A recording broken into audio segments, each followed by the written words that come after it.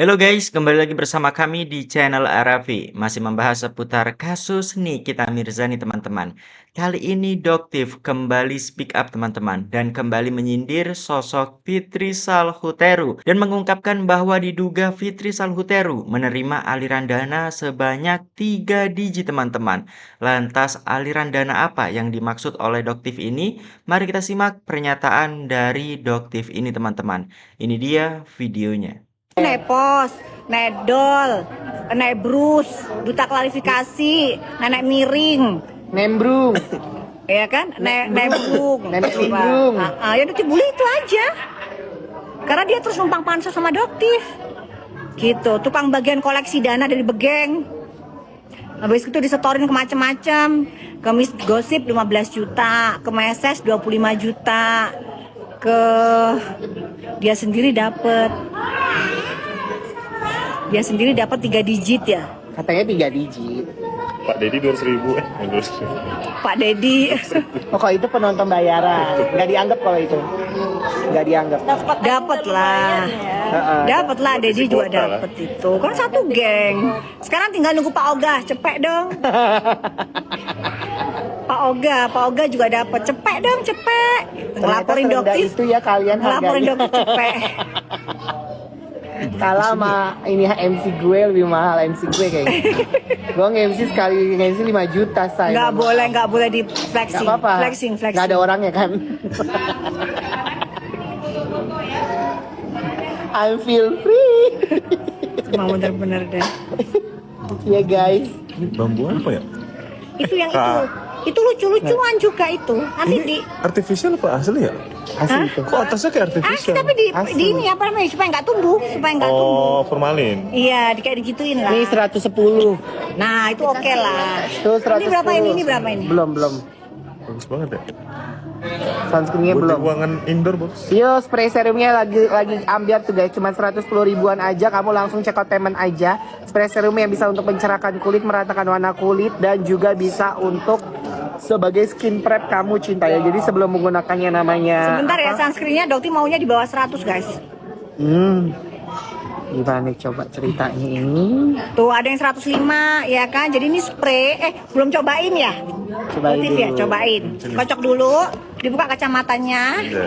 Coba, jujur ya, Anas review ya. Merem yuk, Ini merem. kameranya sini dulu dong. Oh iya, ini cobain deh, masuk ke situ coba. Sensasinya gimana? Coba. Ya, Nah. langsung dicoba saja. Wow. Oh. Wah, seger. Kena lidah. Sorry. Pahit. Enggak. Gimana? Wih, langsung glowing, sensasinya? guys. Enggak lah, enggak begitu. Lebay banget Kan itu. sebelah begitu. Enggak Langsung gitu. glowing, guys, ini. Cara pakai gimana kak? Cara pakainya Caranya gini aja nih. gampang. Ini sebenarnya 4 kali semprot udah cukup ya? Benar, merem. Nah, Enak banget gak baunya? enak banget. Jadi ini bisa Wanginya untuk enak. calming. Betul. Wanginya enak. Enak banget. soalnya Wanginya bisa untuk enak. ini, apa namanya, untuk Sebenarnya relaksasi. Instant glowing juga sih, Dok. Langsung dia bisa untuk prep juga.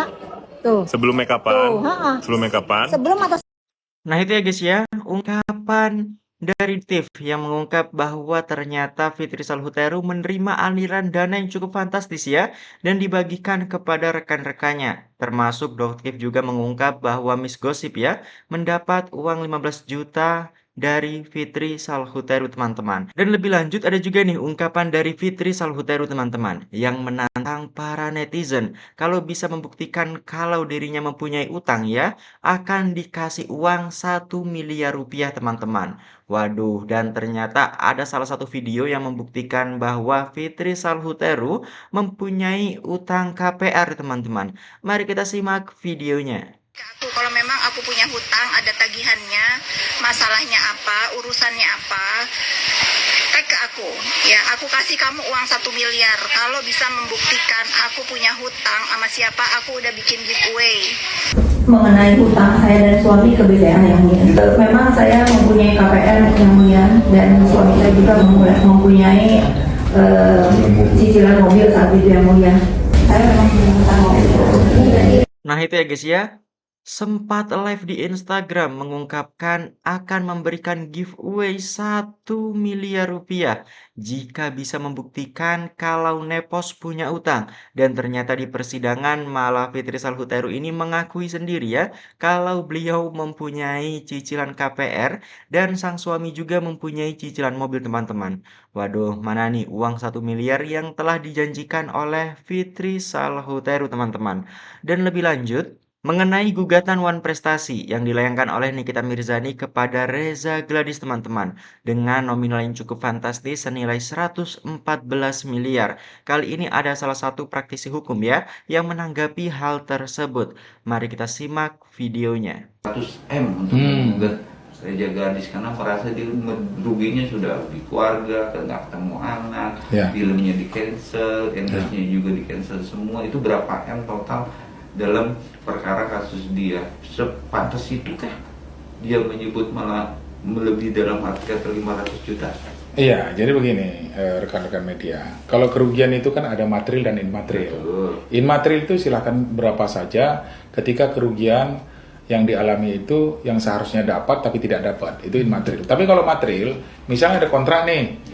Kontraknya 10 miliar dan disepakati para pihak. Karena kontrak itu adalah merupakan undang-undang kedua belah pihak. Ketika sudah tanda tangan dan kemudian dari 10 M tadi kontrak masih dibayar 4 M nih.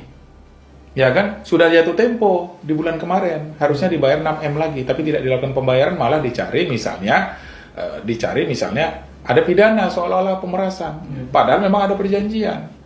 Kan begitu.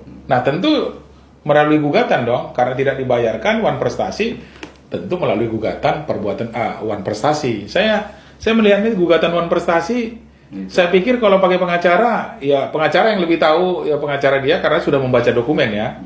Nah, saya pikir itu benar adanya untuk sementara, tapi kalau immaterial itu bukan seperti kerugian material. Itu kalau material tadi kan jelas 6 miliar lagi yang belum dibayar sudah sesuai kontrak. Tapi kalau immaterial, akibat dia masuk penjara, akibat dia ditahan, kerugian yang harusnya mendapat pekerjaan baru, kemudian dapat kontrak baru dengan pihak lain, mungkin tidak dengan Reza Gladys tapi dengan pihak lain misalnya begitu. Kemudian dia tidak bisa manggung kalau artis penyanyi, tidak bisa main sinetron, misalnya kalau dia pemain sinetron. Nah, kerugian-kerugian itu immaterial itu nanti akan dibuktikan di persidangan. Sehingga dia tidak mendapatkan itu karena dia mulai ditahan sejak bulan berapa, tahun berapa ditahan? Udah ada berapa lama? 8 bulan jalan. Sudah 8 bulan. Artinya kerugian itu dihitung dia. Jadi mungkin dia punya bagian keuangannya menghitungnya begitu. Tapi kalau nanti diduga proses dalam kasus 3 pasal yang dikenakan TPPU, pemerasan dan undang ITE dinyatakan bersalah, gugur dong gugatan berprestasi. Oh tidak. Tetap enggak? Tidak. Karena apa? Tadi saya sampaikan bahwa pidana itu perbuatan, ya kan? Tapi sebentar kalau perdata itu adalah kerugian material dan immaterial. Nah, kalau perbuatannya adalah merugikan orang, tentu hukumannya adalah kurungan badan, penjara, walaupun nanti ada denda. Nah, tapi kalau perdata ini kan tentu keperdataannya adalah kontrak perjanjian tadi. Jadi begini. Kalau pidananya terbukti, ternyata tidak berhubungan dengan kontrak, ya dia kurungan badan. Iya.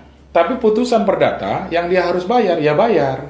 Tentu kan sesuai dengan, kalau perdata walaupun nanti ada banding, ada kasasi, kemudian ada permohonan eksekusi, nah, itu harus dijalani secara keperdataan. Jadi banyak orang kadang-kadang mengatakan, perdata lama, tapi ada kepastian hukum. Kalau pidana, saya katakan tadi, ya memang orang sebagian mengatakan, kalau dipidana nanti kan dia bayar. Belum tentu. Bayar itu apabila dia takut di penjara. Kalau pidana itu kurungan badan. Jadi badannya nih melakukan tindakan pidana sehingga di penjara. Begitu, Bro. Oke, Bang, untuk proses persidangan ini kan dia ditahan sudah 8 bulan. Perkara kasus penahanan itu kan juga ada jadwalnya, dan ada akhirnya itu 300 berapa bulan menjalani masa penahanan. Kalau nanti prosesnya dalam proses pengadilan itu pas selesai masa penahanan bisa bebas atau nggak sih, Bang? Harus bebas demi hukum namanya. Jadi nggak boleh ditahan lagi orang yang sudah menjalani hukumannya sesuai dengan undang-undang. Jadi kalau hukuman penjara itu sampai 200 hari ya, 200 hari menurut KUHAP. Ya, KUHAP tahanan sampai Mahkamah Agung. Itu sekitar 340 berapa hari. Masa penahanan tahanan di tingkat Mahkamah Agung adalah 50 hari, dapat diperpanjang 60 hari oleh Ketua Mahkamah Agung sesuai pasal 17 KUHP. Nah, kalau ini di pengadilan, karena ancaman hukumannya di atas 9 tahun, maka itu sampai 120 hari. 120 hari, kalau 90 hari itu 3 bulan ya, 90 hari. Kalau 120 hari itu berarti 4 bulan. Nah, kemudian bisa diperpanjang oleh pengadilan tinggi. Ya, pengadilan tinggi nanti sekitar 80 hari. 80 hari atau 60 hari begitu. Tapi ditambah lagi dengan Mahkamah Agung nanti 50 hari, perpanjangan Mahkamah Agung 50 hari tambah 60 hari, 110 hari lagi. Jadi kalau 8 bulan itu berarti 3 pasal itu kan sah-sah saja. Berapa pasal pun orang dituntut dan didakwa itu sah-sah saja. Tapi nanti majelis hakim kan akan memilih sebenarnya berapa pasal yang dilanggar oleh Nikita Mirzani. Iya kan? Dan dia nggak bisa serta-merta kemudian ketika diponis oleh hakim berapa pasal harus terpisah. Karena saya mendengar bahwa ada pemerasan dan ada undang-undang ITE. Iya kan? Ada TPU juga. Iya, ada TPPU juga. Nah, ini belum pernah saya mengalami ada satu pasal yang untuk dituntut atau diponis oleh hakim. Biasanya satu pasal saja.